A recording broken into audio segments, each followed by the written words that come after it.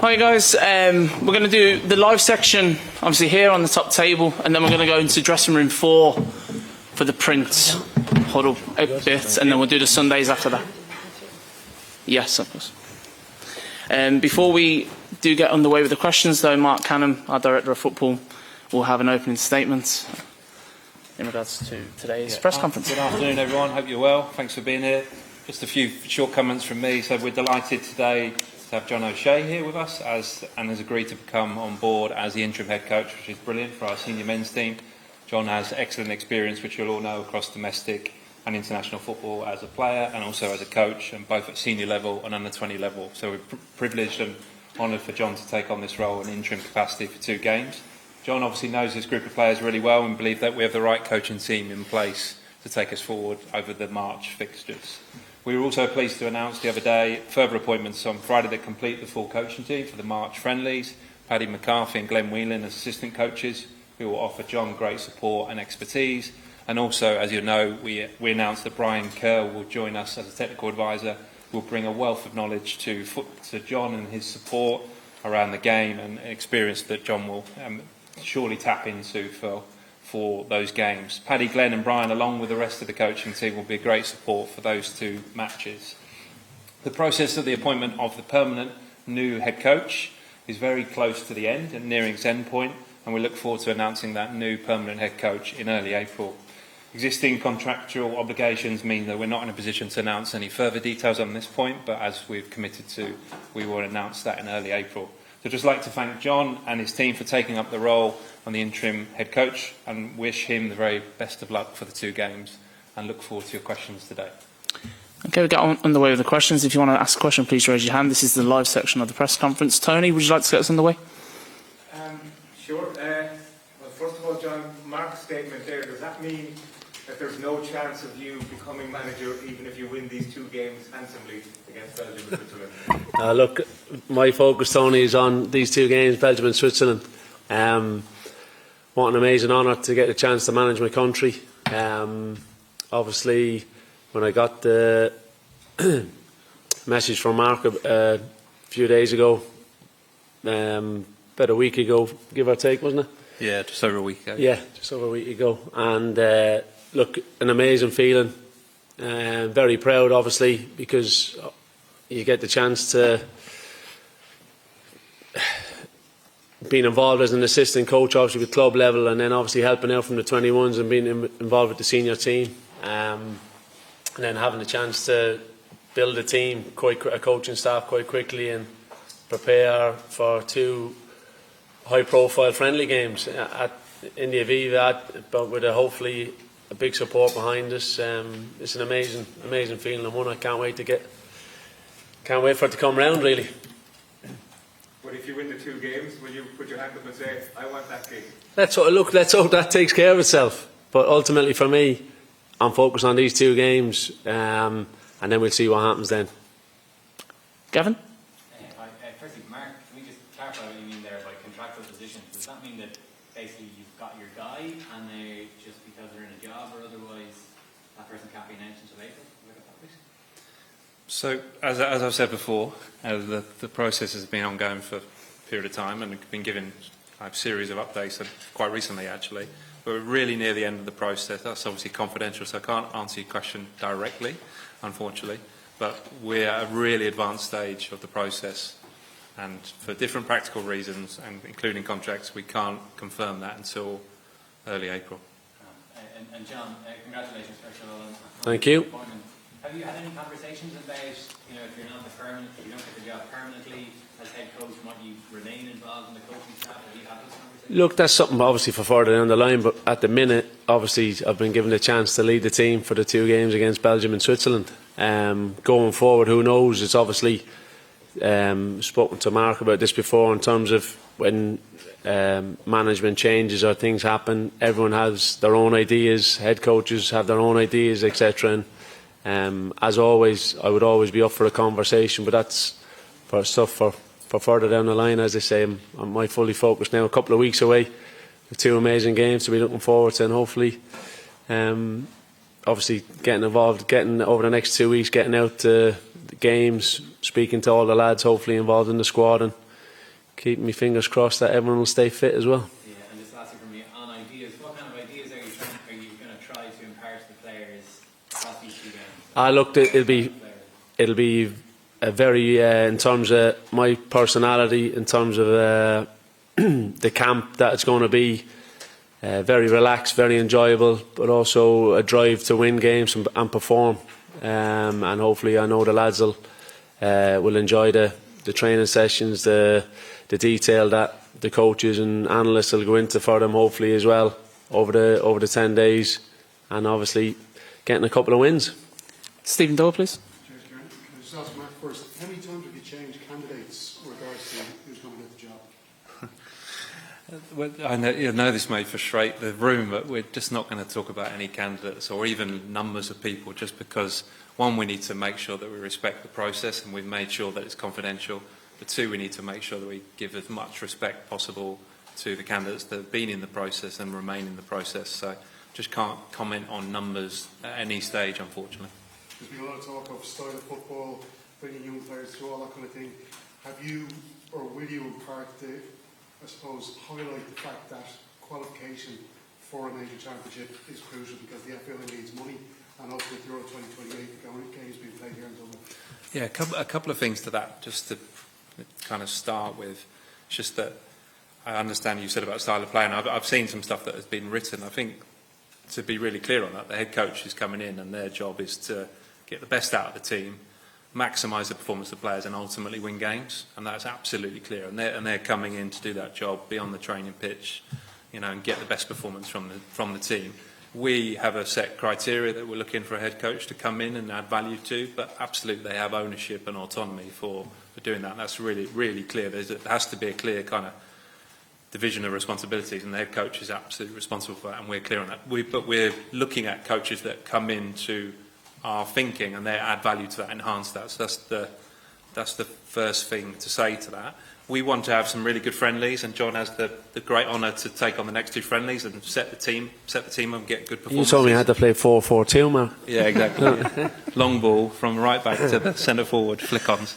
And then we've obviously got 2 games in June as well, which we're looking forward to. Great preparation, good, tough opposition. But that's what we need to take up our rankings, because rankings are really important when it comes to qualification campaigns, because we need to have good seedings to get best possible opportunities to qualify. We want to have a really positive UEFA Nations League. We want to be competitive in that and make as much progress as possible. And we want to have a really competitive World Cup qualification. We know that's challenging, although the World Cup has expanded in terms of more teams. We know that UEFA places still remains the same, so we know that's the challenge. But we want to be really competitive in that. And ultimately, which may seem a bit long term, we absolutely want to be in Euro 28. And that is absolutely clear for the head coach. And then we're working towards that and building that progress. We want results quickly, but we know that there's a process to go through to achieve that. And the head coach that will come in will be clear on that. John, just regards to a lot of talk about managers needing experience going into jobs, but we've seen over the years a lot of managers going into jobs with very little experience. Xabi Alonso is a great example, Mikel Arteta. If you did well these couple of games, if you're offered the job permanently, and that's a big if, do you think you have the capabilities to take the job on a full-time basis? Yeah, look, in my head, obviously I've been preparing for, say, an opportunity like this for a long time. Obviously, it's 2 games, but in my head, I've been preparing since late 20s, 30, that I'm going to get into the coaching side of things, management side of things. So it's been in the thought process for a while. So yeah, I would feel I'm ready, but ultimately, I'm fully focused on these 2 games, getting the squad together, and preparing everyone for that. And what happens after that, we'll see. And just a quick one, Brian Kerr. You were obviously quick to get him into the fold. There's been a huge outpouring of, I suppose, support for that move. A lot of people felt that he was treated unfairly by the last regime. Is that something you feel as well, that it was important to get him back in because of the way he's been treated? Look, obviously this is going back a long time, the relationship obviously I have with Brian, and it was a collaborative approach with myself and Mark. Obviously when Mark spoke to Mark, and obviously we were bouncing ideas off about staff, different things, procedures, and names were coming up. And obviously when I heard Brian's name, I was like, yes, that sounds right to me, because I know having spoken to him, obviously, his enthusiasm, and not only that, his knowledge will be invaluable to not only the coaching staff but to the players as well. And obviously he's been in constant contact as well quite recently too, so it's I can't wait to, obviously, for the players to kind of get to know his knowledge too, and to see what he's all about in terms of preparation for a game, and obviously just how the reaction he gets from people too, you know. So I know he'll be a big boost for everyone involved. I'll fetch a ball down bushes then. Oh, he'll be fit by the end of the week. Ed Leahy, please. Mark, just to start with yourself, you've brought in 4 big names there with John, Ken Wheel and Enquires and Paddy McCarthy. Would it be your hope that all 4 would remain part of the future of Irish football in the short and medium term? I think the short answer to that is we want those people to remain on the progression and development that they were already on. They're massive careers in the game as players, and they're starting to build good careers for coaches as well, so we absolutely want them to continue on that pathway and that development. Whether they'll be in the setup for the men's national team moving forwards, I wouldn't want to make any guarantees to anyone at this point. As John's already said, that will depend on the conversations that we've had with the new head coach. A good example of John, and we're talking about Brian, is that collaborative approach in terms of building that team, so I think it will depend on who that is moving forwards. But in terms of the broader answer to that question is we want those people to keep developing, to be being a coach at the top levels of the game, and ultimately develop like a world-class Irish coaching talent pool that sets us up for success in the short and long term. And John, I suppose a lot of the players, maybe most of the players, would have assumed that a new permanent manager or head coach would be in place by now.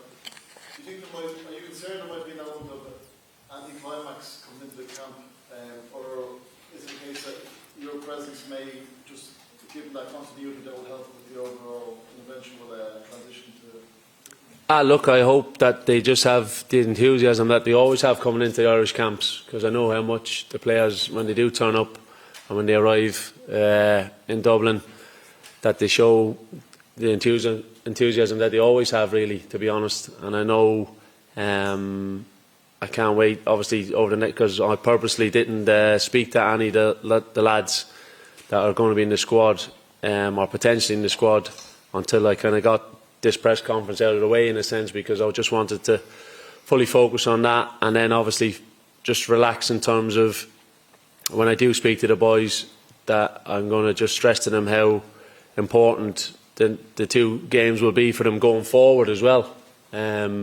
because obviously who might be watching the games, who might be involved going forward, wants to see players performing and wants to see who wants to get Ireland back to qualifying for tournaments.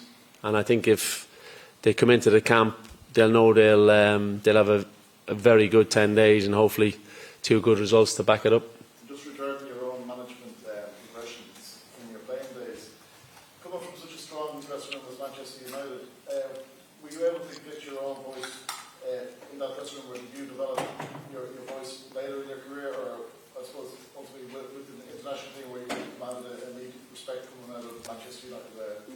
Yeah, look, I was at Manchester United for 13 years, in the first team dressing room for 9 years, so my voice must have got somewhere, and it was always a case of I didn't feel just because I was going from Manchester United to the Republic of Ireland my voice was going to be heard more over here. It was never a case like that. It was just an incredible honour every time you were picked to play for Ireland, so that was a natural thing for me. And obviously it's a case of I'm just looking forward. The big thing for me is getting fully focused now on Belgium and Switzerland, the preparation for that, because they're two very exciting, tough games. Okay, thank you guys. That ends the live section. We're moving to the print huddle. Do you want a question for the live?